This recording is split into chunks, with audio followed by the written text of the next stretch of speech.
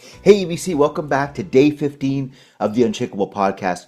We are in a 21-day podcast together as a church, and this is day 15. And so as you go into your final week, I encourage you to turn up the intensity a little bit, to pray longer, to read more, whatever that looks like for you. And I pray that God has been growing you during this fast and this podcast.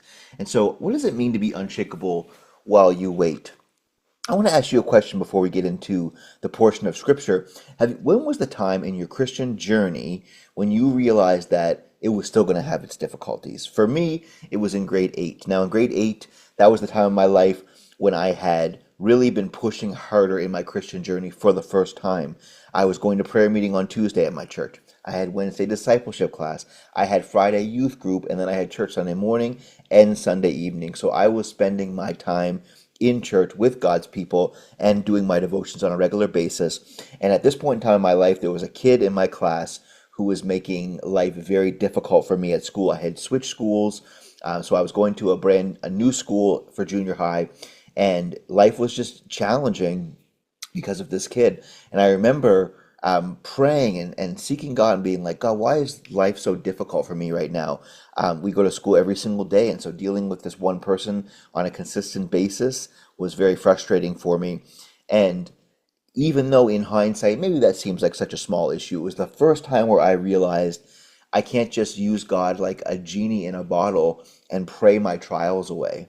James chapter 1 verse 2-4 says, "Count it all joy, my brothers, when you meet trials of various kinds, knowing that the testing of your faith produces steadfastness, and let steadfastness have its full effect, that you may be perfect and complete, lacking in nothing."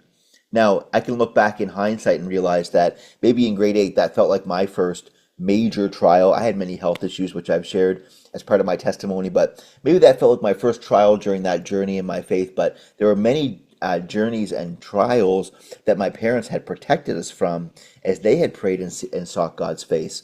And God had continued to be faithful in my life. As the song says, even when I couldn't see it, He was working.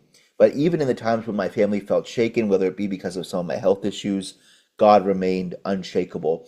And you'll notice something in my little trip down memory lane. I waited for 6 months. I prayed quietly. I had experienced anxiety daily, and the answer did not come right away. James tells us something that feels completely unnatural. Trials are opportunities for growth. They are not reasons to panic.